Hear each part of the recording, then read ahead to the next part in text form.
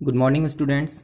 Last class में हम लोग चैप्टर 13 टाइम एंड मोशन का एक्सरसाइज का क्वेश्चंस किए थे, जिसका बचा हुआ क्वेश्चन नंबर 15 और 16 इस क्लास में करेंगे।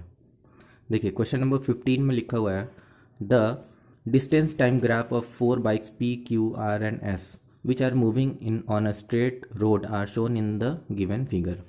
विच of the following statement is correct regarding their motion. इसमें इस क्वेश्चन का मतलब है कि ये ग्राफ दिया हुआ है, डिस्टेंस टाइम ग्राफ, और ये अलग अलग व्हीकल का दिया हुआ है, अलग अलग बाइक का दिया हुआ है। एक बाइक का जो है पी है, क्यू है, आर है, एस है।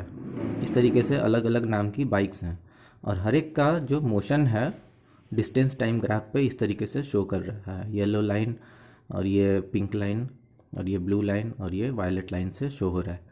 अब इस ग्राफ को देख के बताना है हमें कि कौन सा बाइक जो है, क्या जैसे इसमें फर्स्ट स्टेटमेंट दिया है bike S is faster than the bike R, क्या ये स्टेटमेंट सही है या नहीं।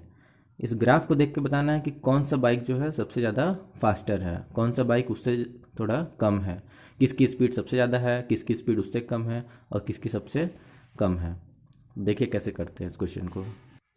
तो इस तरीके के क्वेश्चन को करने के लिए हम ग्राफ के नेचर को देखते हैं। ये इस पे अगर यहाँ पे कोई ऑब्जेक्ट रखे तो ये कैसे एकदम तेज़ी से लुढ़क जाएगा, इसका मतलब ये स्टीप स्लोप है। इस तरीके से एनालाइज करिए। एस वाले अगर ये एस वाले लाइन पे अगर कोई ऑब्जेक्ट रखे तो वो थोड़ा धीरे धीरे लुढ़केगा, पी वाले पे इससे थोड़ा धीरे धीरे और क्यू पे थोड़ा और सबसे धीरे। तो यानी कि सबसे ज़्यादा स्टीप स्लोप कौन सा है, खड़ा खड़ा स्लोप बोलते हैं जिसको, वो है आर, उसके बाद एस है, उसके बाद पी है, उसके बाद क्यू है। तो जिसका स्लोप सबसे ज़्यादा स्टीप होगा उस व्हीकल का स्पीड भी सबसे ज़्यादा होगा। यानी कि यहाँ पे सबसे ज़्यादा स्पीड है आर का, उसके बाद एस का, उसके बाद पी का और उसके बाद क्यू का। यानी सबसे लोएस्ट स्पीड है क्यू का और सबसे ज़्यादा स्पीड है आर का। अच्छा, ये रीज़न भी हम लोग देखते हैं कि ऐसा होता क्यों है। अगर ये स्लोप जो है बहुत ज़्यादा खड़ा है इस तरीके से, तो इसका स्पीड ज़्यादा कैसे हो गया। इसको एनालाइज करने के लिए आप सबके इंड पॉइंट्स को ले लीजिए। सपोज ये सारे इंड पॉइंट्स ले लिए।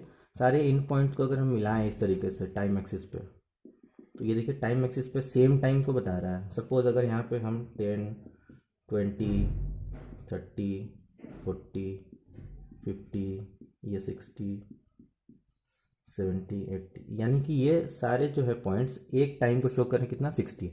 यानी 60 सेकेंड्स पे टाइम क्या है, 60 सेकेंड, 60 सेकेंड्स पे इन सब का इस डिस्टेंस आप कैलकुलेट कर लीजिए, डिस्टेंस देख लीजिए सेम टाइम पे। मतलब 60 सेकेंड में ये कितना चला, ये कितना चला, ये कितना चला, ये कितना चला है, ये हम देख लें तो हमको पता चल जाएगा। अगर 60 सेकेंड में जिसकी डिस्टेंस ज़्यादा कवर होगी उसकी स्पीड ज़्यादा होगी, अगर 60 सेकेंड में जिसकी डिस्टेंस कम कवर होगी उसकी स्पीड भी कम कवर होगी, उसकी स्पीड भी कम होगी। अब आप देखिए टाइम एक्सिस पे तो हम लोगों ने देख लिया कि 60-60 सेकेंड सबको दे दिए चलने के लिए, ठीक है।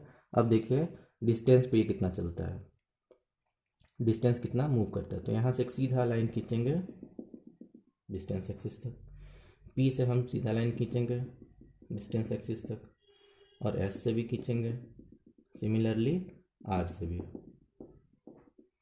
अब आप देखिए कि डिस्टेंस भी ये कितने कितने शो कर रहे हैं, कितना कितना चला, क्यों कितना चला है।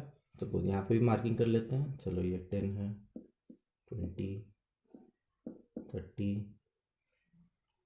दिस इज 40, 50,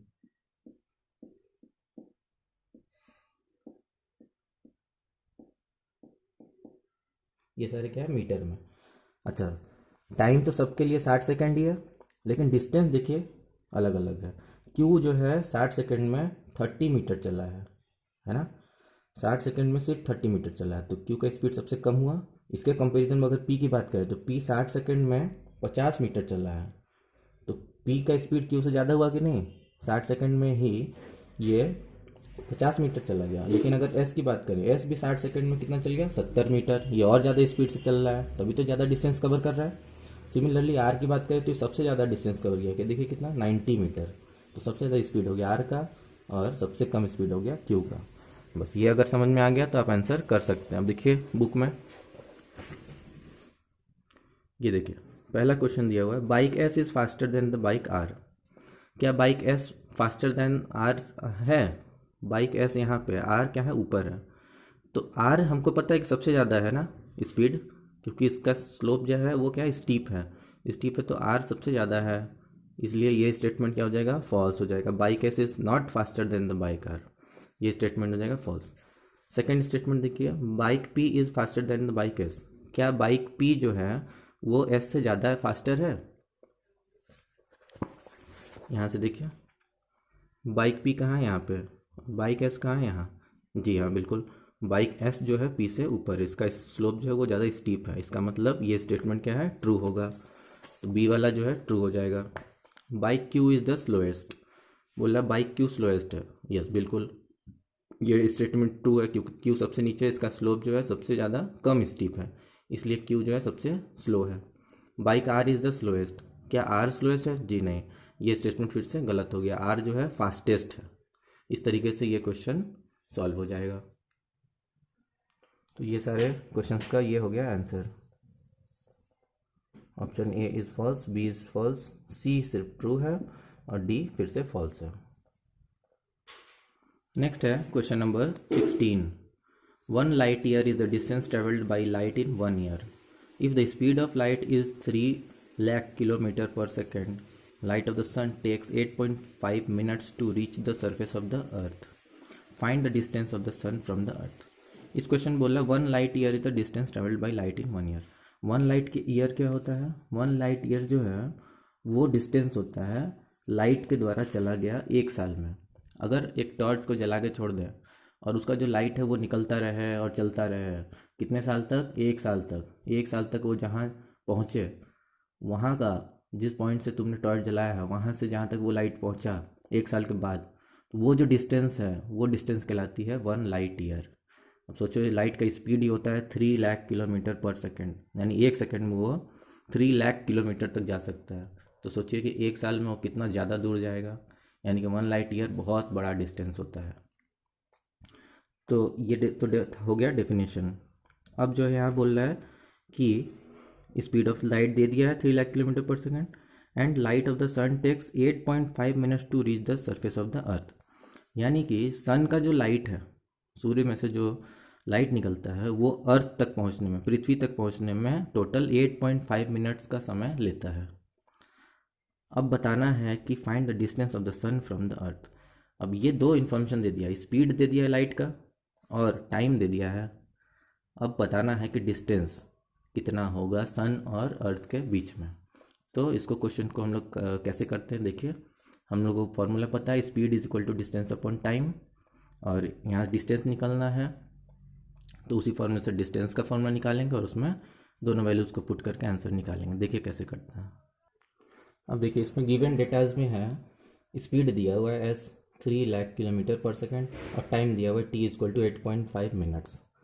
हमारे पास फार्मूला क्या है, हमको फाइंड क्या करना है, सबसे पहले डिस्टेंस। डिस्टेंस हमको पता नहीं है, डी इक्वल टू, यानी ये सन है ये अर्थ है, इसके बीच का जो ये डिस्टेंस है यही पता करना है। ठीक है, यहाँ से जो लाइट चल के यहाँ तक पहुँची उसको समय लगा 8.5 मिनट्स और इसकी स्पीड है 3 लाख किलोमीटर पर सेकेंड। अच्छा एक चीज़ और, यहाँ पे डिस्टेंस का फॉर्मूला हमको पता है, distance is equal to speed into time, ये होता है फॉर्मूला। लेकिन इस फॉर्मूले में इन दोनों डाटा को पुट नहीं कर सकते, क्यों? क्योंकि यहाँ यूनिट का अंतर पड़ रहा है। देखिए ये किलोमीटर पर सेकंड है और यहाँ मिनट में है, तो ये सेकंड में है तो इसको भी सेकंड में पहले चेंज करना पड़ेगा। तो इसको हम लोग पहले कर लेते हैं सेकंड में चेंज। अच्छा 8.5 मिनट को सेकंड में चेंज करेंगे तो कितना आएगा, पहले देखिए 1 मिनट में कितना सेकंड होता है, यहाँ देखिए 1 मिनट में 60 सेकंड होता है, तो 8.5 मिनट में कितना हो जाएगा, 8.5 को मल्टीप्लाई कर देंगे 60 से, तो 8.5 मिनट में होता है 510 सेकेंड्स। तो 8.5 की जगह पे हम लिख सकते हैं 510 सेकेंड्स। अब इसको उठा के यहाँ पे पुट कर सकते हैं और इसको यहाँ पे पुट कर सकते हैं। पुट करिए, distance D is equal to speed हो गया 3 lakh kilometre per second into 510 seconds. ये मल्टीप्लाई करिए, आ जाएगा आंसर 1 2 3 4 5 6, जीरो हो गए 1 2 3 4 5 6। ठीक है, 3 1 जा 3 और 3 5 जा 15। ये आ गया किलोमीटर। यानी कि ये देखिए कितना, 1 10 100,000 10,000 लाख 10 लाख करोड़ 15 करोड़ 30 लाख किलोमीटर।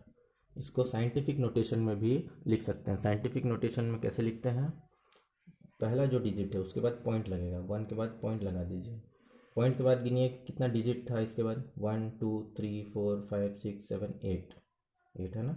अच्छा, पॉइंट के बाद ये 5 3 भी आ जाएगा, यहाँ पे जीरो लिखने का कोई मतलब नहीं है। Into 10 to the power 1 2 3 4 5 6 7 8 places के बाद हम पॉइंट लगाए हैं, तो ये हो जाएगा 10 टू दी पावर 8 किलोमीटर।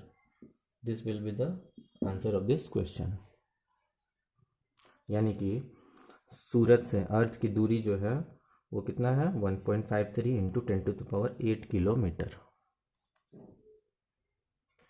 इसी के साथ ये टाइम एंड मोशन का सारा एक्सरसाइज क्वेश्चंस हो चुका है और time and motion chapter complete हो चुका है।